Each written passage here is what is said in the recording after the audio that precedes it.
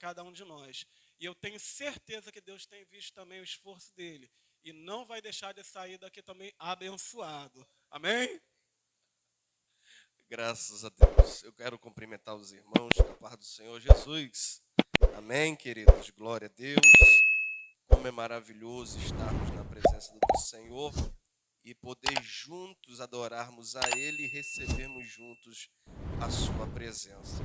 Vamos estar abrindo a nossa Bíblia, no livro de Isaías, no capítulo de número 53. Louvado seja o nome do Senhor. Vamos estar lendo alguns versículos da palavra do Senhor. Livro de Isaías, capítulo de número 53. Bendito seja o nome do Senhor.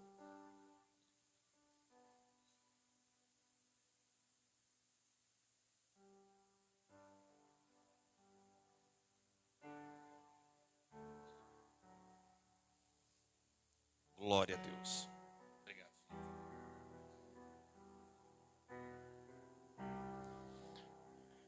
Isaías, capítulo de número 53, a partir do versículo de número 3. Nós estaremos lendo até o versículo de número 12, que é o versículo que encerra o capítulo 53. Isaías 53, versículo 3. Quem encontrou, diga amém. Glória a Deus. Vamos estar lendo a palavra do Senhor. Era desprezado e o mais indigno entre os homens, homem de dores, experimentado nos trabalhos e como um de quem os homens escondia o rosto. Era desprezado e não fizemos dele caso algum. Verdadeiramente, ele tomou sobre si as nossas enfermidades e as nossas dores levou sobre si. E nós reputamos por aflito, ferido de Deus e oprimido.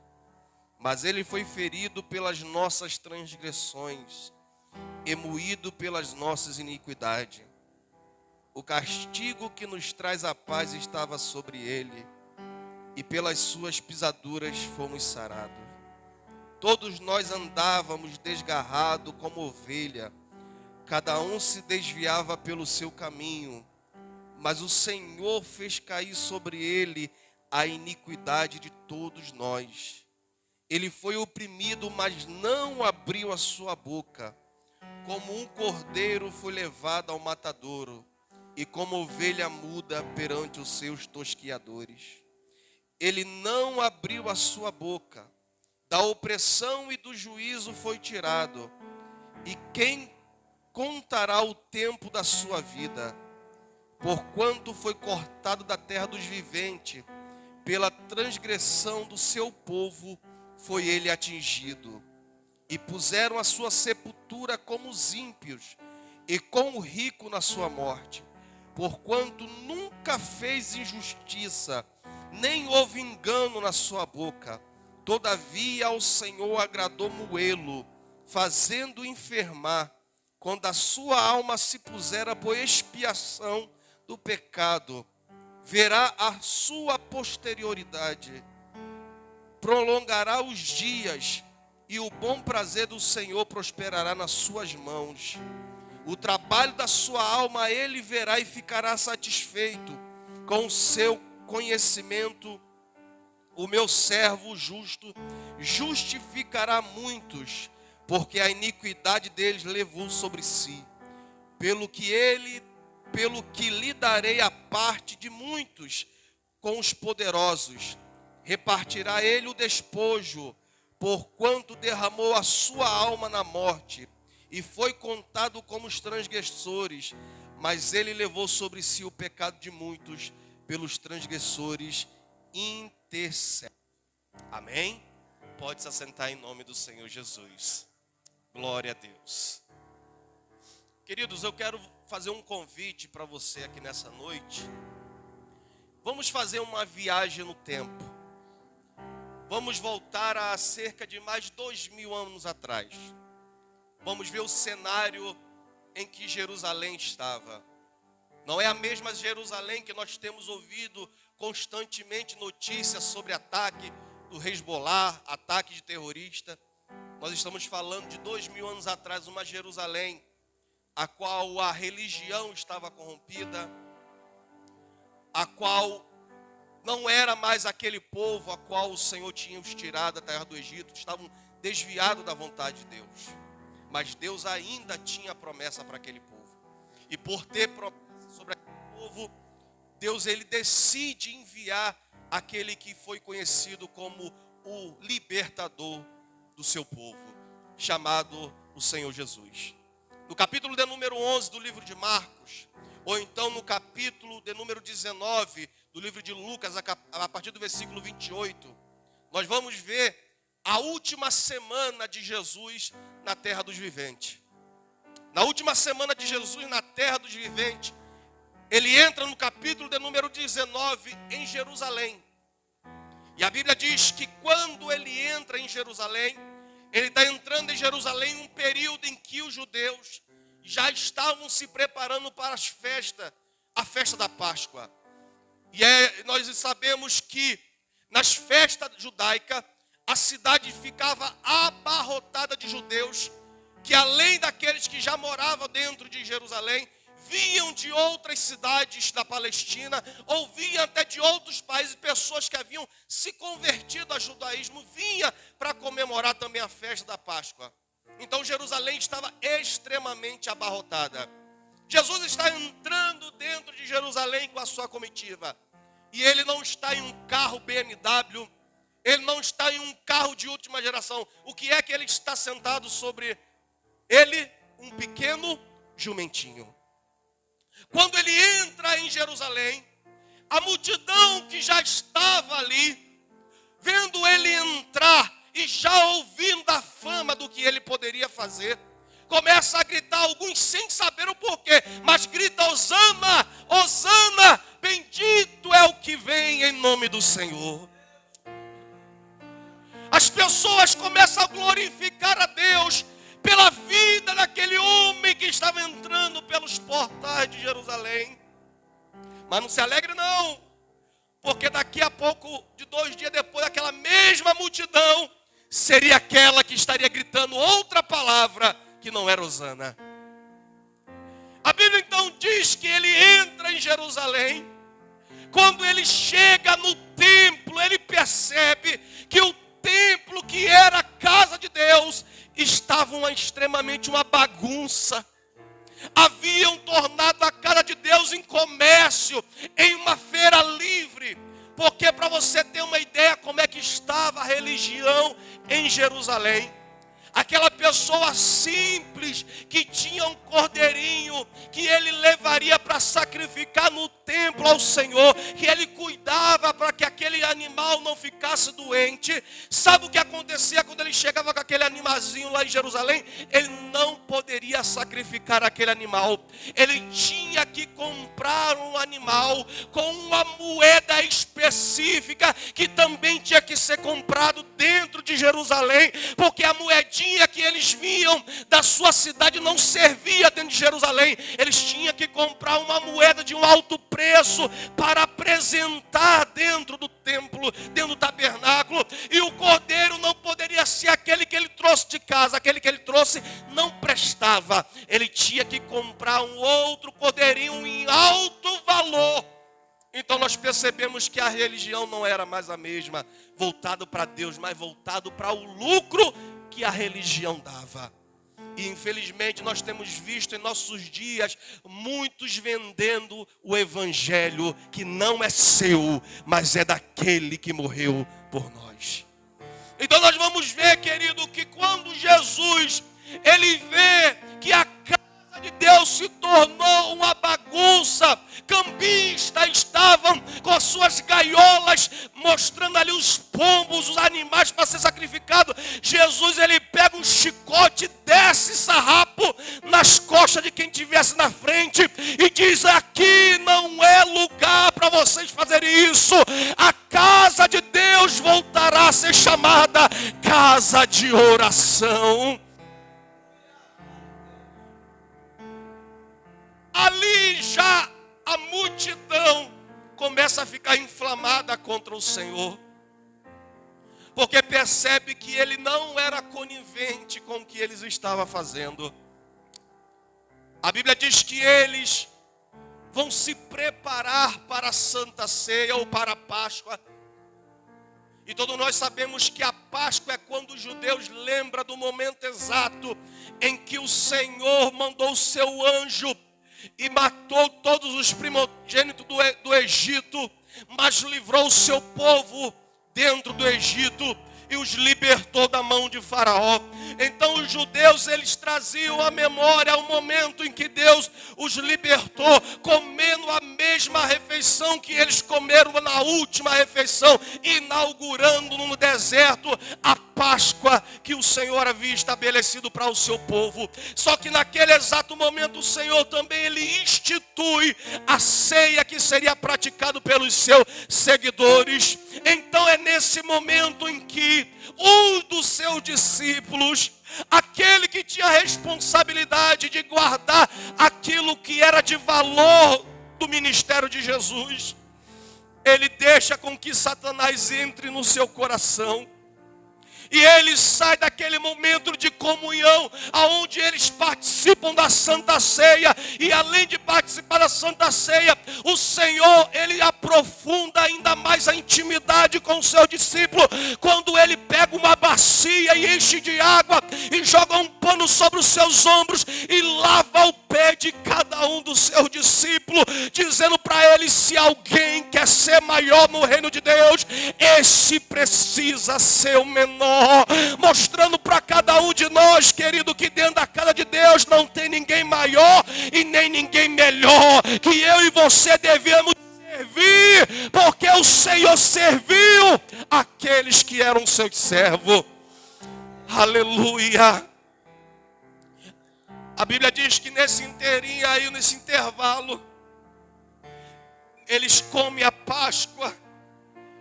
Aquele que haveria de trair já tinha combinado tudo com o Sinédrio, havia combinado tudo com a patota da religião judaica, dizendo: olha, eu irei levar vocês até onde está o homem que vocês deverão prendê-lo. E a Bíblia diz que ele recebe por causa disso 30 moedas de prata. Vendeu o seu amigo, aquele que ele andava.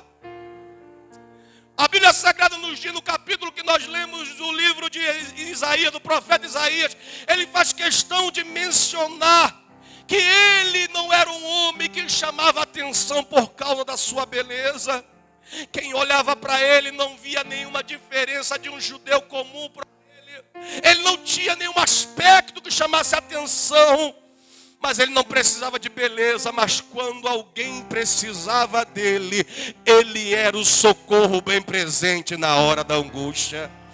Aleluia! Ele era aquele que quando tinha uma mulher endemoniada com 7 espíritos, ele era aquele que libertava. Ele é aquele que quando passava o mundo, ele falava. E os homens da lei que conhecia, que tinham poder na caneta, na mão, não enxergavam esse Jesus poderoso, porque eu olhava pela aparência. E todas as vezes que alguém, ele olha pela aparência, ele julga só a estética, mas só Deus revela o que há no interior de cada homem. Quem olhava para Jesus pela estética, não aproveitava absolutamente nada. Quem sabe, até nos nossos dias, não seria totalmente muito diferente. Um Jesus que talvez não agradaria muitas pessoas, porque não seria do agrado, porque assim, as pessoas estão querendo ir para a casa de Deus, mas que Deus vem agradar ela, e não é ela que vem agradar a Deus. Só que Deus continua sendo o mesmo, querido. Quem tem que mudar não é Deus para agradar a minha vontade. Quem tem que mudar sou eu para fazer a vontade do Deus que me chamou. Então, ele era desprezado pelos homens. Ele era um carpinteiro, aprendeu com seu pai adotivo por nome José. Quem sabe ele era conhecido como filho do carpinteiro. Mas quando ele começa a pregar, as pessoas veem, ele não é alguém, mas o filho do carpinteiro, ele é um profeta, ele é um mestre, ele é um rabi. Só que quando ele começa a fazer milagre, os milagres começam a incomodar. Todo ministério que cresce demais, sempre vai ter alguém que vai se incomodar. Sempre vai ter alguém querendo procurar um defeito para tentar justificar um erro naquele ministério. Mas os homens não conseguiam encontrar uma falha em Jesus. Era um homem irrepreensível. Não tinha nada que pudesse inventar contra ele.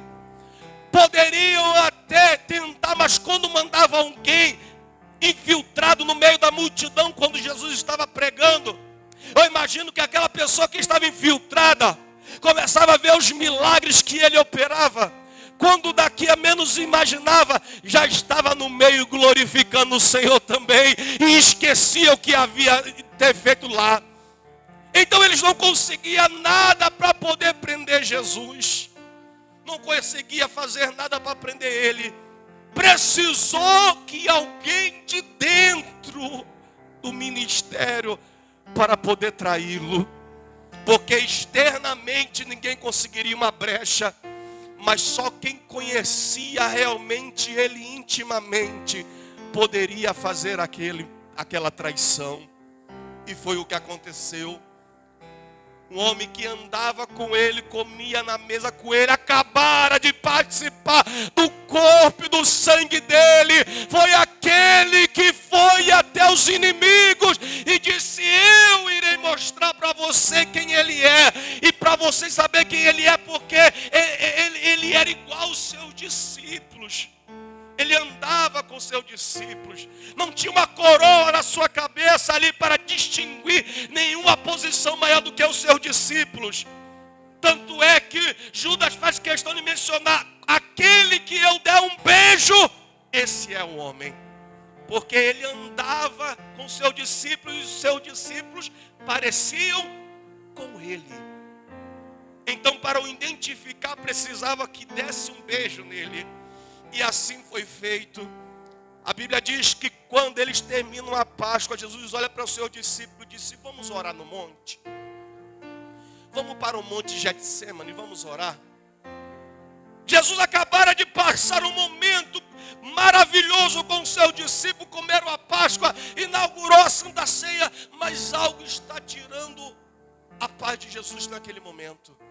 A sua alma estava angustiada, porque estava se aproximando do momento crucial o qual todo o seu ministério estava baseado naquilo dali.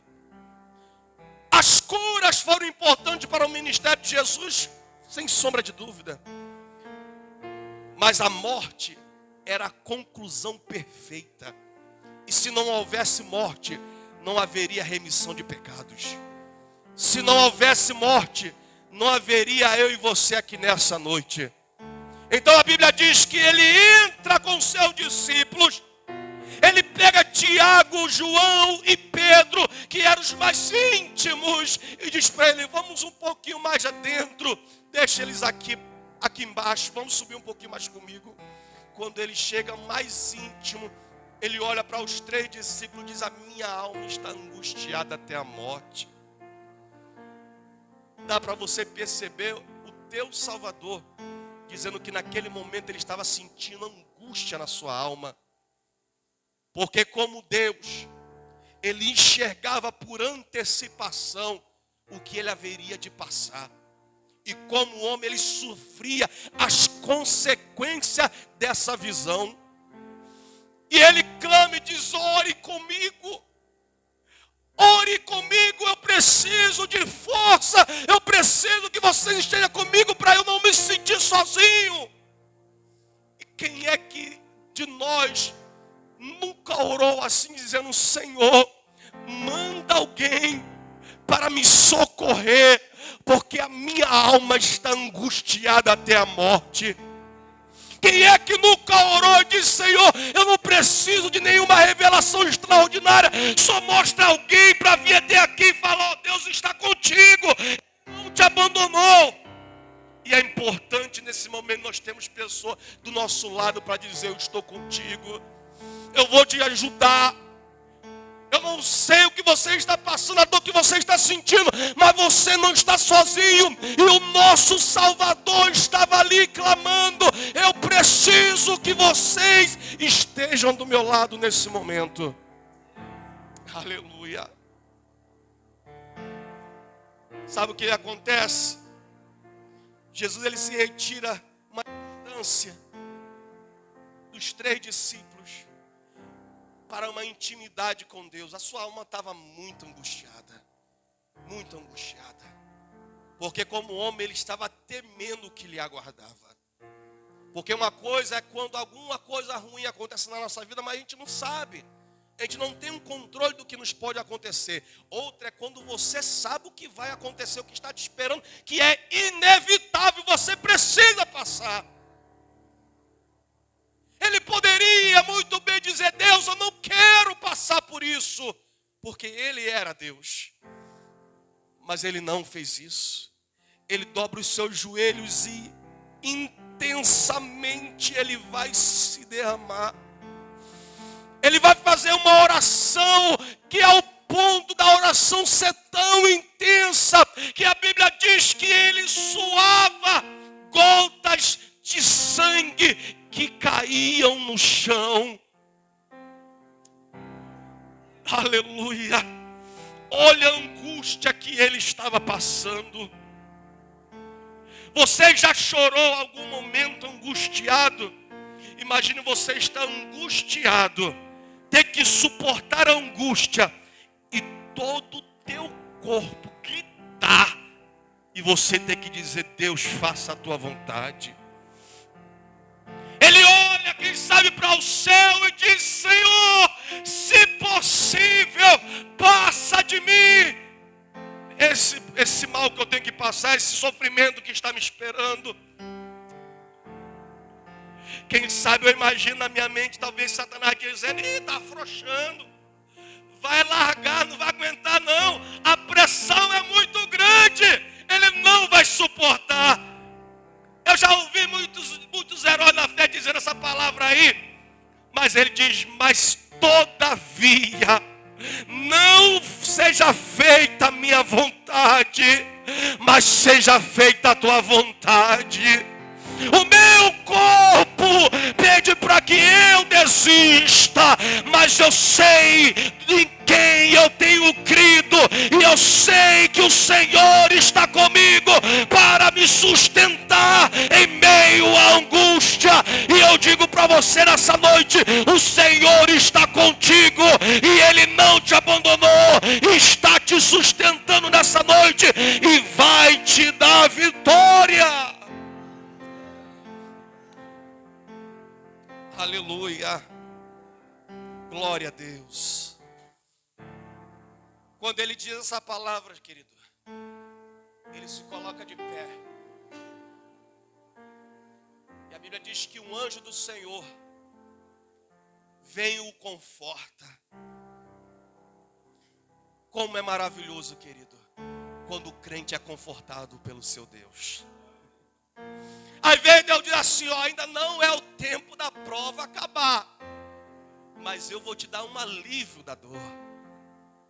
Quem sabe você nessa noite está vivendo o alívio da dor. Ainda não é o momento de acabar, é só um oásis no meio do deserto, que daqui a pouco vai sumir, vai continuar a prova. Mas isso é testificação de que o melhor de Deus está por vir na nossa vida. Ele levanta-se. Quando ele chega para os 3 discípulos, quem sabe ele imaginava, né, na cabeça dele como homem, imaginava, ele deve estar com a boca no pó, orando comigo ali, descendo, clamando: Jeová, fortalece Jesus. Quando ele chegou e viu os 3, estavam dormindo, irmão, dormindo apagado, cansado. Ele chega neles assim, quem sabe dá um toque, um chute: acorda aí, rapaz, você não pode nem orar por um momento? Desperta aí. E chegou o momento. E quando naquele momento a Bíblia diz que vem uma grande multidão, meio daquela multidão vem Judas. E ele, sem falar uma palavra, sai do meio daquela multidão. Vai até o Senhor Jesus. Dá um beijo no seu rosto. Quem sabe no momento em que ele vai virar as costas sem falar nada. Porque além de trair, não tem coragem de dizer, pelo menos me desculpe pela traição. Não vale de nada naquele momento, mas pelo menos me desculpe. Quem sabe vai virar as costas. Quem sabe Jesus pega na mão dele e diz, amigo, não, isso dói demais. Ajudar alguém e aquela pessoa te trair, a vontade que tem é de nós entrar na carne. Mas quando Jesus responde para ele, amigo, quebrou Judas no meio, na quina, porque ele não imaginava aquela palavra. Com um beijo você trai o filho do homem. Ou seja, ele estava dizendo, você andou comigo, veio o que eu fiz. Eu te dei meu poder para você curar. Eu te dei meu poder para você expulsar demônio. E como gratidão, você me trai. Não tem problema não. Pode ir. Vai embora. Aí, o que acontece? O Pedrão, que era crente, mas titubeava, né?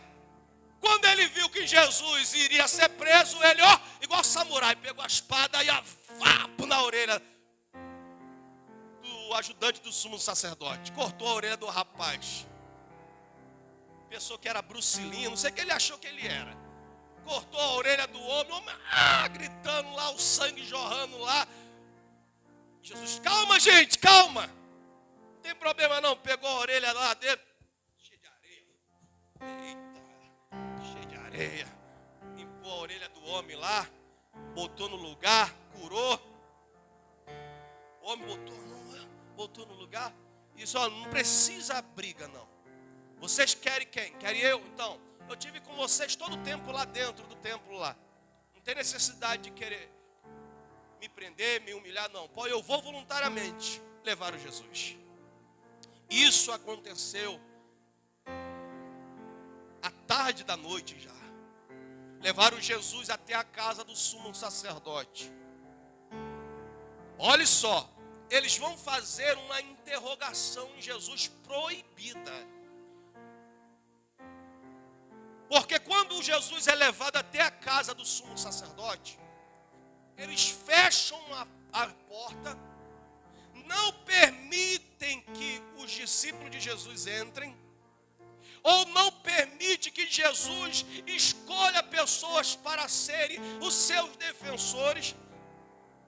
Eles queriam pegar uma falha de Jesus. E todo julgamento feito de portas fechadas, alta tarde da noite. Que julgamento é esse? Que tribunal é esse? Algo estranho lá. Jesus é interrogado pelo sumo sacerdote. E não tinha álibi nenhum para prender ele. Já que não tinha álibi verdadeiro, vamos inventar uma mentira. Vamos inventar alguma coisa para tentar pegar ele. Aí tocaram, falaram o seguinte: o Senhor é de fato o Filho de Deus? Aí Jesus disse: vocês estão dizendo que eu sou Deus. Não, porque nós ouvimos falar que o Senhor declara que é o Filho de Deus, que é o Messias. O Senhor de fato é o Messias. Ele diz: uma coisa eu digo para vocês, que vocês verão o Filho do Homem assentado à direita do Deus Pai. Quando ele falou isso, o sumo sacerdote, todo soberbão, todo cheio de si, rasgou, botou os peitorais cheios de cabelo para fora assim, e disse: é blasfêmia, é blasfêmia. Aí disse: agora conseguimos o álibi que a gente queria. Só que eles não poderiam matar Jesus. Eles não tinham autoridade para matar Jesus por causa que eles estavam no período da Páscoa, no período festivo. Então eles teriam que levar até a jurisdição que era de Pilatos. Que era na verdade de Herodes, mas levaram para Pilatos. A jurisdição daquela região onde Jesus vivia era de Herodes, mas levaram para Pilatos. Então quando eles chegaram e pegaram Jesus, não podia fazer muita coisa com ele, mas a vontade que eles tinham era de matar, levaram até Pilatos. Irmão, imagina a alta horas da noite, chegar na casa de um governador importante, endemoniado, e bater na porta dele de madrugada. O cara já talvez dormindo, já vendo Netflix dentro de casa com a esposa. O camarada bateu, multidão batendo na porta. Ei, Pilatos, acorda aí, acorda. E aquela zoada toda, aquela bagaceira toda lá. Que desastre é esse? O que está acontecendo? Quando ele abriu a porta, o que acontece? Estava lá um homem simples, sem nada de chamar atenção sobre ele, uma grande multidão, os líderes judeus, tudo querendo basicamente despedaçar aquele homem. E o que acontece, irmãos? Os líderes chegam para Pilatos e dizem: Pilatos, nós queremos que você dê ordem para matar esse homem. Ele fala: ué, ele não é povo de vocês? Deus mata vocês. Ele diz: não, a gente não pode fazer isso. Queriam fazer o crime, mas tipo assim, não foi com as nossas mãos, só foi com a nossa vontade. E o que aconteceu? Pilatos, que nem era judeu, vamos usar a expressão aqui, nem era crente, olhou para Jesus e disse: eu não vejo crime nenhum nesse homem. Eu não vejo nada de mal dele. Mas ele está dizendo que é rei dos judeus, ou seja, ele está colocando em risco o reino, o império de César, que é acima do Senhor, a qual o Senhor serve. Eu não vejo nada. Faz o seguinte: leva ele lá para Herodes, que é a jurisdição dele, leva lá para Herodes. O que Herodes mandar fazer, vocês resolvem entre si. Eu não quero saber dessa bagunça, eu não quero saber disso. Eu vou voltar para dentro de casa, eu não quero saber desse negócio. Fechou a porta e levaram para Herodes. Quando Herodes chegou, Herodes já queria ver Jesus há muito tempo, porque ouvia falar dos milagres de Jesus. Quando levaram Jesus até Herodes homossexual, um monte de bagaceira, casado com a mulher do irmão. O próprio João Batista já havia dito para ele: larga a mulher do teu irmão, safado. A mulher que não é tua. Arrancou a cabeça do profeta. Aí tu acha que Jesus vai falar alguma coisa para esse tipo de gente? Jesus fala para quem é humilde. Jesus fala para quem se humilha para Ele. Jesus fala para quem está passando, quando Ele está passando no meio do caminho, diz: Senhor, tem misericórdia de mim. Esse Jesus para, ouve e atende. Mas quem é soberbo, não quer conserto, não quer mudar, Jesus não dá atenção. Ele olhou para ele e ficou extremamente calado, não falou uma palavra. Herodes perguntando um monte de coisa para ele, e ele calado, não respondia nada. Se tem uma coisa, querido, que você quer ver machucar alguém, não é quando ela discute. Quando discute, bate para lá, tapa para cá. A pior coisa que tem, pastor Ricardo, é quando você não fala nada. Quando você, de vez de bater boca, você se cala. Aí, irmão, aquela pessoa não dorme, aquela pessoa não come, aquela pessoa... o marido, quando briga com a esposa, que a esposa é aquela né, que é do pezinho meu, que ela não fala nem o A, nem o B. O homem fica: deu ruim, né? Deu ruim, perdi. Tenho que pedir desculpa. Às vezes o homem dá até certo, mas eu tenho que pedir desculpa. Porque é tinhosa. Jesus não fala absolutamente nada. Aquilo dali deixa Herodes perturbado. Ele disse: manda ele de volta para Pilatos, manda de volta. Começou a fazer Jesus igual a bolinha de ping-pong, jogava para lá, jogava para cá. Quando chegou em Herodes novamente, disseram: você tem que matar ele. Herodes disse: eu não vejo crime nenhum dele. Se você não manda matar ele, você está indo contra César. A Herodes diz o seguinte: olha, para aplacar um pouco a ira de vocês, eu vou fazer o seguinte: eu vou permitir que ele seja açoitado e depois eu vou mandar ele embora. Eles gritaram: não, nós queremos que ele seja crucificado, queremos que ele seja morto. Não, eu vou mandar ele ser açoitado com vara e ele vai ser liberto. Só que, querido, a correção, os açoites de Roma, não era o chicote que você apanhava quando era pequeno do seu pai, da sua mãe, não. Não era só aquela marquinha vermelha no corpo, não.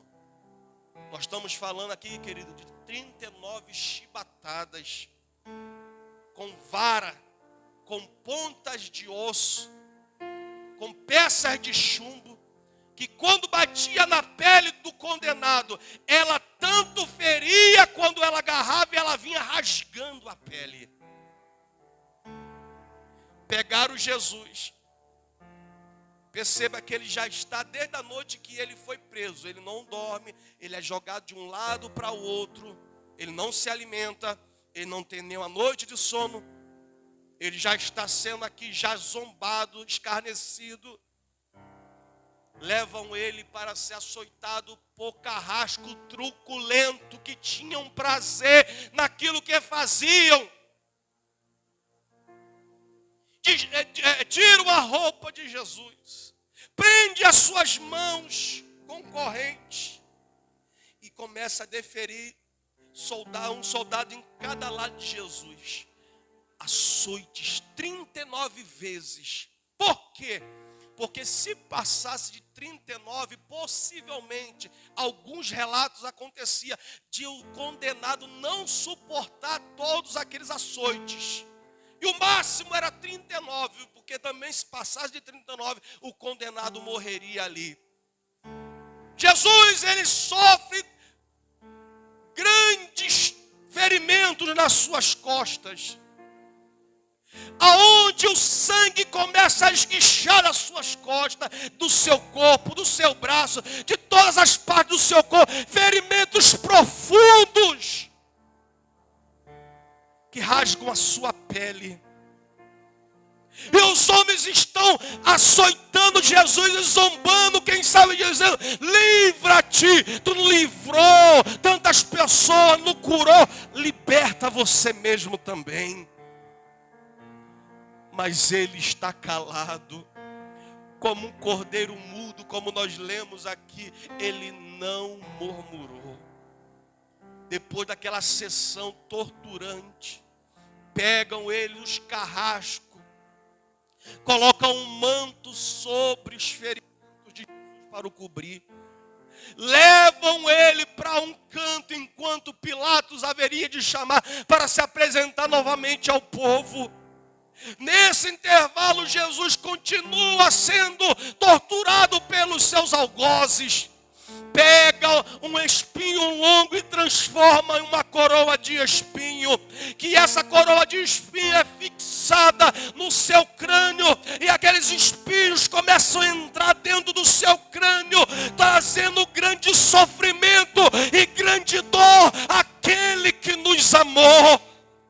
E a sua pele começa a sangrar novamente. E você sabe que a nossa testa aqui é muito sensível. Facilmente o sangue escorre. E Jesus começa a sangrar muitíssimo por causa da dor. E alguns dizem que aquela planta, que até hoje em Jerusalém tem aquele espinho, diz que ele causa algumas alucinações, dores terríveis. Não era só o ferimento, não era só o sangramento, era a dor que aqueles espinhos causavam em Jesus, e ele estava sofrendo. Pegaram um pedaço de madeira e batiam na sua cabeça. Ele está sofrendo demais.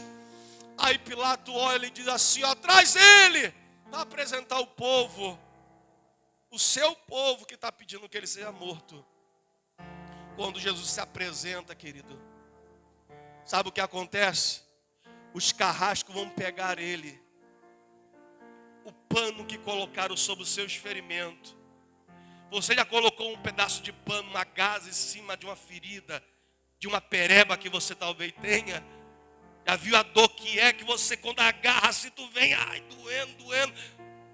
Imagine, querido, milhares de cortes profundos nas suas costas. Eles vêm, puxa aquele manto com toda a força e o sangue volta a jorrar novamente. Jesus está sentindo dores que eu e você não poderíamos suportar. Sabe para que tudo isso? Para eu ficar brigando com meu irmão por causa de besteira. Para eu ficar brigando com meu irmão por causa de oportunidade. Para eu ficar brigando com meu irmão por causa disso, daquilo. Não. Ele passou tudo isso para eu entender que eu e o meu irmão devemos nos unir para nos ajudar, nos fortalecer e glorificar o nome dele pelo que ele passou pela nossa vida. Eu não entendo essas igrejas, querido, que fala no nome de Jesus, que fala que Jesus perdoa, que Jesus é amor, mas não vive a prática do que ele ensinou. Essa mensagem que eu estou pregando aqui hoje, traga na sua memória quanto tempo tem que você ouvir uma pregação cristocêntrica sobre o sacrifício de Jesus. Ninguém quer mais se importar com isso. Estão preocupados com o que ele pode dar para a gente aqui fora.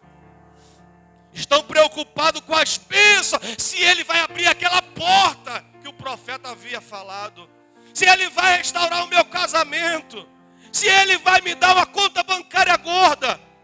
Mas eu quero dizer para você nessa noite que ele está passando tudo isso para que eu e você venhamos a reconhecer o seu amor e misericórdia por cada um de nós. Você não foi salvo porque você é bonitinho ou bonitinha, não. Você é salvo porque ele amou você, independente do que você é, mas ele te amou. Mas pelo amor de Deus, toma uma posição diante do Senhor. A Bíblia diz então, querido, para mim encerrar, eu nem sei que hora é, porque nem relógio eu tenho. Estou sem relógio, mas eu já vou terminar. A Bíblia diz, querido, que então Jesus se apresenta novamente diante da multidão.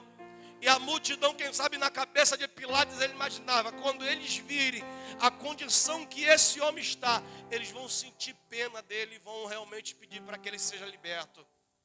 Pelo contrário, a multidão estava enfurecida. Lembra que eu falei que Jesus entrou em Jerusalém e foi aclamado?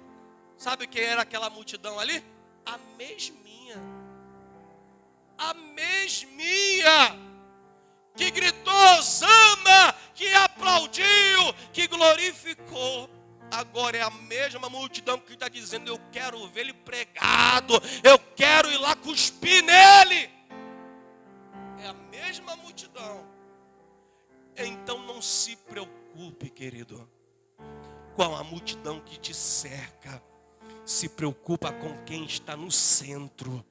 Se preocupa com quem realmente está na tua vida. Deixe de ficar preocupado com a opinião alheia dos outros ao teu respeito e viva naquilo que o Senhor te chamou. Viva naquilo que Ele te escolheu. Tem tanta gente que diz, eu me afastei porque o pastor fulano falou aquilo que me entristeceu, porque a irmã fulana me machucou. Isso é besteira, não é justificativa, porque o crente que realmente está em Cristo, ele não se abala por coisa desse mundo, ele está firme naquele que lhe salvou.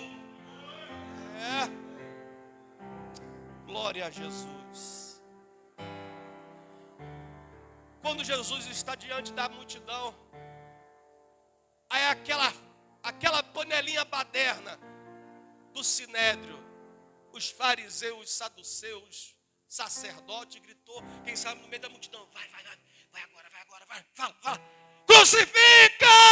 Começaram a gritar, já viu aquela torcida organizada? Crucifica ele, crucifica! Aí Pilatos olhou e disse, não tem o que fazer. Se eu libertar ele, eu posso perder o meu cargo. Eu vou crucificar um inocente. Como é que eu vou fazer isso? Não tem como. A Bíblia diz que no capítulo 27 do livro de Mateus, no versículo de número 19, a esposa de Pilatos aparece em cena. Alguns chamam o nome dela de Cláudia. E essa mulher se apresenta para Pilatos. Essa mulher deveria ter muita liberdade, porque normalmente, ainda mais quando o homem estava naquela situação ali que ele estava, uma mulher, por mais que fosse esposa, ela não aparecia assim, sem permissão. Mas provavelmente ele ouvia e respeitava muito a sua esposa. Aquela mulher se apresenta para Pilatos, quem sabe chama ele no cantinho e diz: não faz nada com esse homem não, porque eu passei a noite toda virando do lado para o outro sem conseguir dormir, com uma voz dentro de mim dizendo: ele é justo, ele é justo, ele é justo. Imagina aquela mulher, irmão, sem conseguir dormir, virava para um lado, virava para a direita, com a sua cama com pena de ganso, travesseiro lá do Egito, quem sabe, de coisas finíssimas, mas virava para um lado e ouvia: ele é justo. Virava para a direita: ele é justo. Virava de cabeça para baixo: ele é justo. Acordava, tomava água, deitava de novo e ouvia: ele é justo. Aí Herodes fica ainda mais perturbado. Herodes lembrou: epa, é costume nosso, nesse período de Páscoa, libertar um criminoso. Agora eu vou me dar bem. Vamos libertar um criminoso. E nós temos um criminoso de 9 dedos que está aqui na cadeia, chamado Barrabás. Criminoso que fez muita coisa ruim, matou, violentou, fez um monte de bagaceira. Esse aí o povo não vai ter chance. Do outro lado nós temos Jesus de Nazaré, acusado de agitador, acusado de perturbador. Crime aparentemente sem muita relevância. Botaram Jesus juntamente com condenados de 9 dedos e botaram de frente para o outro e se diziam: o que vocês querem libertar? É escolha de vocês. Aí, o povo se inflamou novamente. Quando Pilatos achou que iria sair de boa nesse momento, o povo gritou: liberta Barrabás e condena Jesus. Pilatos olhou e disse: não tem mais o que possa fazer. Eu não posso manchar a minha integridade com a política. Eu tenho que defender a minha posição. Sabe o que ele faz, querido? Ele pega uma bacia, lava suas mãos e entrega Jesus a ser crucificado. Jesus agora, querido, é colocado sobre os seus ombros uma viga de cerca de 50 quilos sobre os seus ombros. E ele é obrigado a carregar o seu instrumento de morte até um lugar chamado o Gólgota, ou o local da caveira.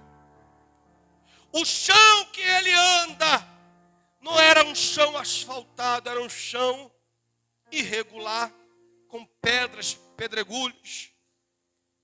E ele tem que conseguir, da maneira que ele estava, levar aquele seu instrumento de morte e ter que também suportar as pessoas que estavam tentando lhe bater, lhe agredir. Ele está andando pelo caminho da via dolorosa, mas ele não murmurou nem reclamou em nenhum momento. Ele sabia por causa de que ele veio. Ele sabia o porquê ele tinha chegado.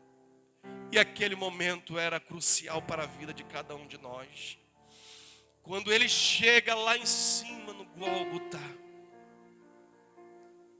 pegam ele, despedem a roupa dele, tiram a roupa dele,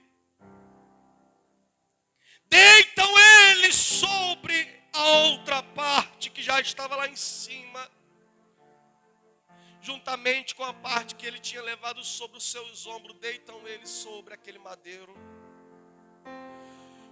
O carrasco se aproxima dele, pega prego, pregos, quem sabe, não eram pregos esterilizados, não eram pregos limpos. Quem sabe era prego que outros já haviam sido crucificados com o mesmo prego. Não tinha nenhuma preocupação, até então ele era criminoso.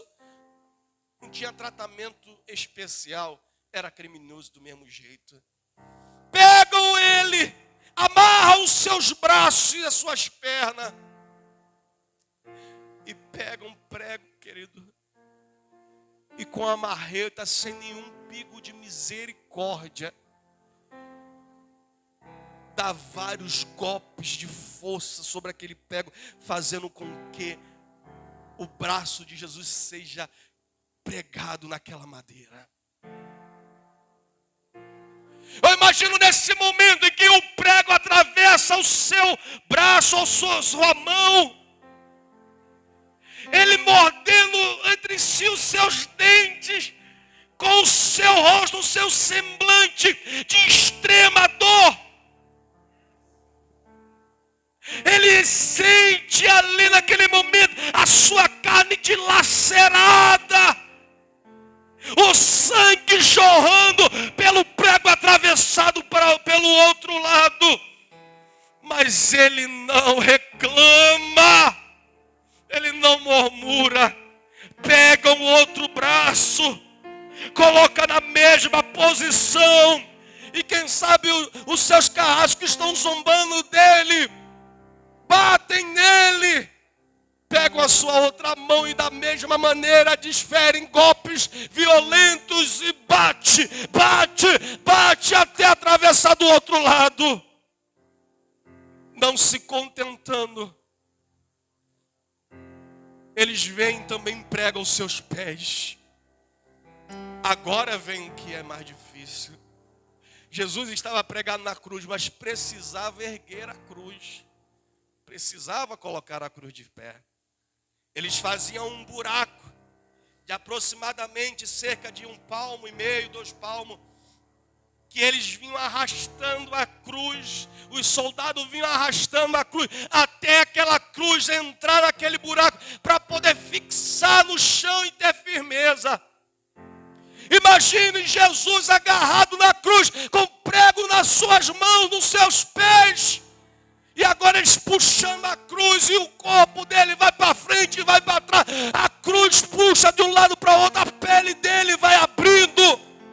E ele está sentindo dores terríveis. Quer um detalhe maior também? Quem sabe não tinha um marceneiro para poder puxar a madeira, para não ficar aquelas farpas na madeira. Imagine as costas de Jesus toda cortada, um monte de farpa entrando. Tu já teve farpa no teu dedo? Como é agoniante. Imagina as costas de Jesus entrando várias farpas. Ele está preso naquela cruz ali. E olhava e dizia: liberta, sai da cruz, tu não é o Filho de Deus. Zombavam dele. E para me encerrar, 2 bandidos foram crucificados ao seu lado, uma à direita e uma à esquerda. Inicialmente os 2 estão zombando dele. Ele não é o Filho de Deus, desce da cruz. Mas um deles começou a olhar para a sua realidade pecaminosa e ver que tudo que ele estava colhendo era fruto de uma vida distante de Deus, de uma vida de pecado. Ele entendeu que o que ele estava passando era consequência do que ele tinha plantado de uma vida inteira de coisas erradas. Mas ele olha para um homem no meio e não vê nada de crime nele. E quem sabe olha para o seu companheiro e diz: nós estamos aqui porque nós merecemos. Ele reconheceu que o que ele estava colhendo era fruto do que ele plantou na vida inteira. Isso é cabra macho. Porque tem gente que faz um monte de besteira e não tem coragem de assumir. Eu não fiz. Se você fez, assuma. Pode dar ruim o que for, mas você foi homem, foi mulher para assumir. Eu fiz errado, Senhor, mas estou aqui para me arrepender. E ele olha para aquele homem no meio, no centro da cruz e diz: Senhor, lembra-te de mim quando entrares no teu reino. Naquele momento de dor que Jesus estava sentindo, ele liberou palavra de salvação, que ele olhou para o bandido que estava na cruz, que cometeu vários crimes, mas que se arrependeu e disse: olha, tu não vai sair da cruz não. Quem sabe olhando, desculpa, Jesus não falou isso não, mas imagina Jesus dizendo: ó, tu não vai descer da cruz não, tá? Tu vai morrer, mas a tua salvação está garantida.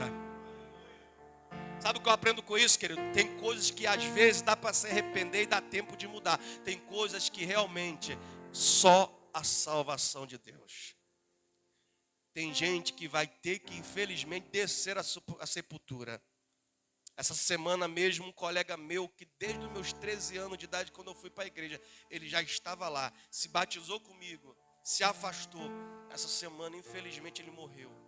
Mas para a glória de Deus, a família dele que eu conheço diz, ele no leito do hospital, ele voltou para o Senhor Jesus. Deus poderia tirar aquele homem da cruz? Poderia. Mas tem coisas que nós fazemos, querido, que infelizmente não terá mais chance de voltar atrás. Então não despreze as oportunidades que você está tendo. Esse meu amigo teve que morrer para alcançar a sua salvação. Então a Bíblia diz que esse homem, ele recebe a salvação do Senhor.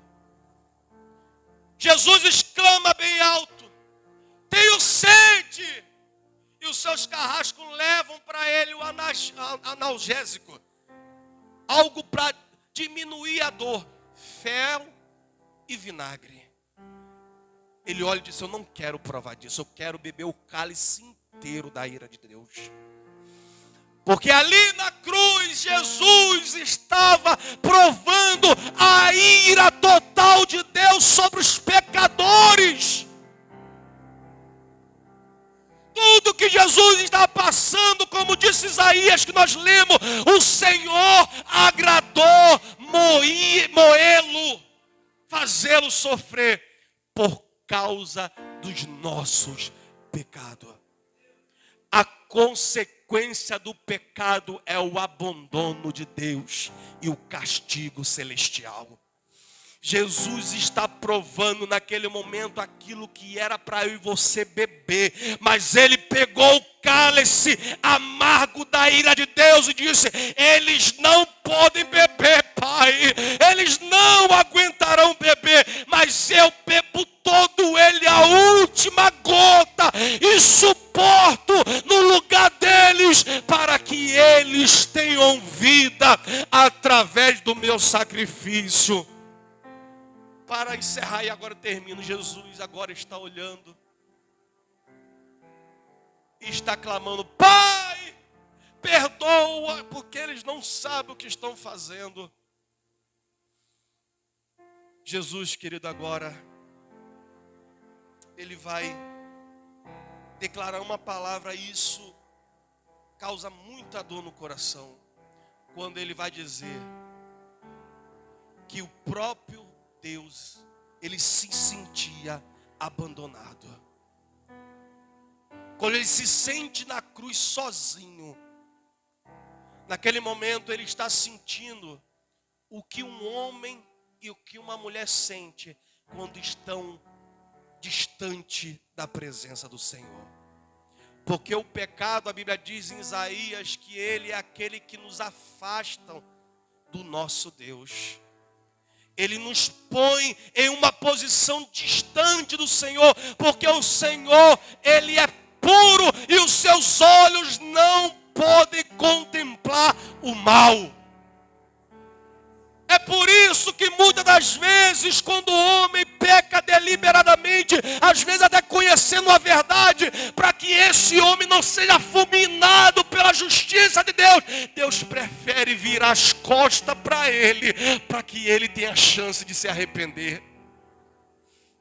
Aí tem gente que bate no peito assim, diz: Deus deve gostar muito de mim, porque eu faço um monte de besteira e Deus me perdoa. Tu que acha? Porque pela vontade de Deus mesmo, ele te matava na hora quando eu e você pecava. Mas agora nós temos um intercessor que está lá em cima dizendo: Senhor, perdoa, porque ele não sabe o que está fazendo. Senhor, não mata, porque ela não sabe o que está fazendo. Então, querido, eu quero dizer para você aqui nessa noite: aproveite e agradeça, porque a graça e a misericórdia dele está esparramada sobre nós, e nós desfrutamos de uma bênção que não é merecimento, é graça. É graça. É graça para que ninguém bata no peito e diga: eu tenho porque eu mereci. Não. Jesus olha e diz: Senhor, eu entrego em tuas mãos o meu espírito. E como homem ele morre. Como homem carnal ele morre. E ali naquele momento a Bíblia diz que há um grande terremoto. O céu se fecha, meio-dia se torna escuro como a noite. E o véu do templo se rasga de alto a baixo, provando naquele momento que a antiga aliança havia sido substituída pela nova aliança. E a nova aliança significava que eu tenho comunhão contigo. A partir de hoje eu não falarei através de templo, eu falarei dentro do vosso coração. Não precisaremos mais de templos, mas o Senhor falará com o seu povo face a face. Naquele momento em que o Senhor fechou os olhos na cruz, Deus estava dizendo: você e eu temos livre acesso à sua presença. Bendito seja Deus, querido. Ele morreu, ele pagou o preço por nós. Mas quando foi no terceiro dia, as mulheres: vamos lá no sepulcro, vamos lá levar esmirna, vamos lá levar coisas para poder banhar o seu corpo, óleo precioso, vamos lá banhar o corpo do nosso mestre. Quando chegaram lá, querido, viram a pedra removida, a pedra extremamente pesada.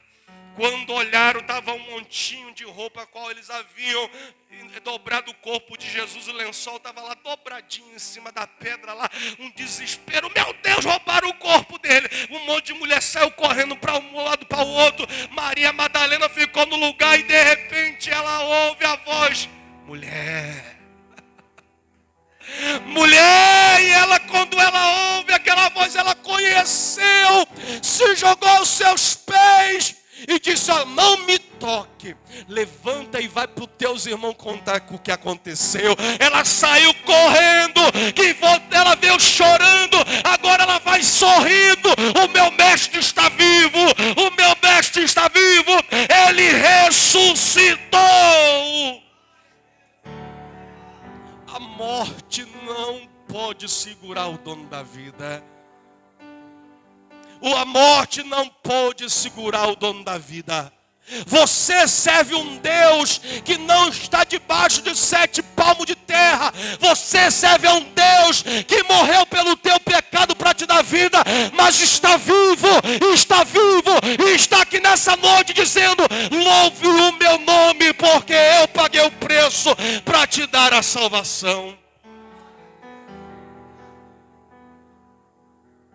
Vamos se colocar de pé em nome de Jesus.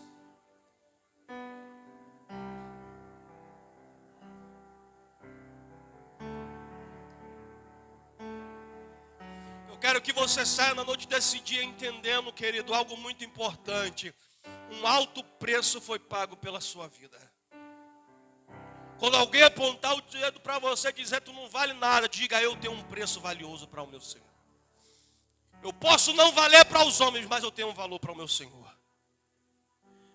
E você possa valorizar aquilo que Ele fez por você na cruz.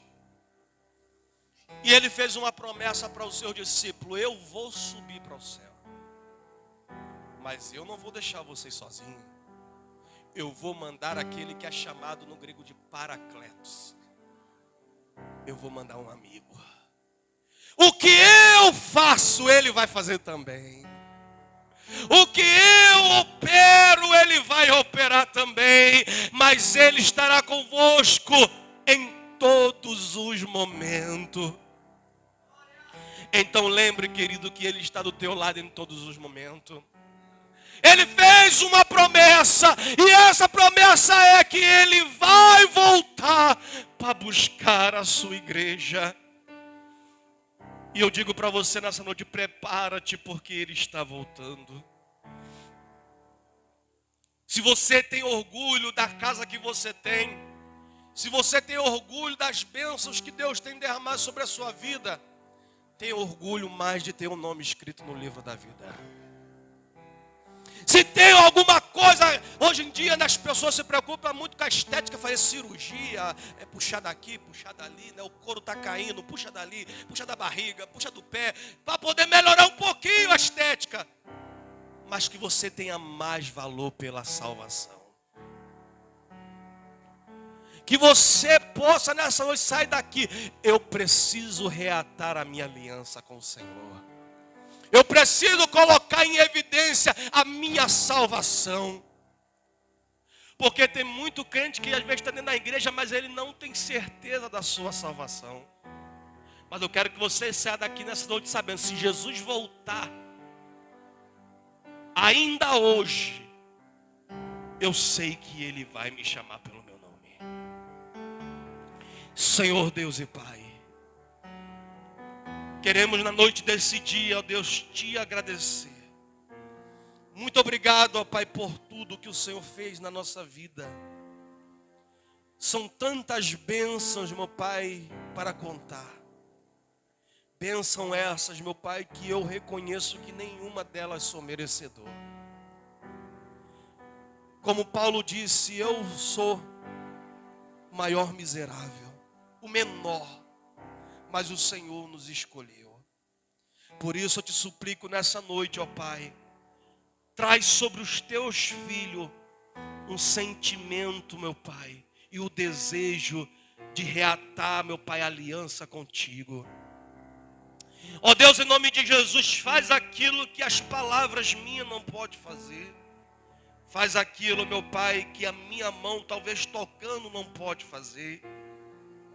Faz, meu Pai, por cada um dos teus filhos, aquilo que somente a tua intimidade com cada um deles pode fazer. Eu não preciso, Senhor, balançar ninguém, colocar quase derrubando e envergando no chão. Mas o teu Espírito pode colocar nós no chão da maneira que o Senhor quiser.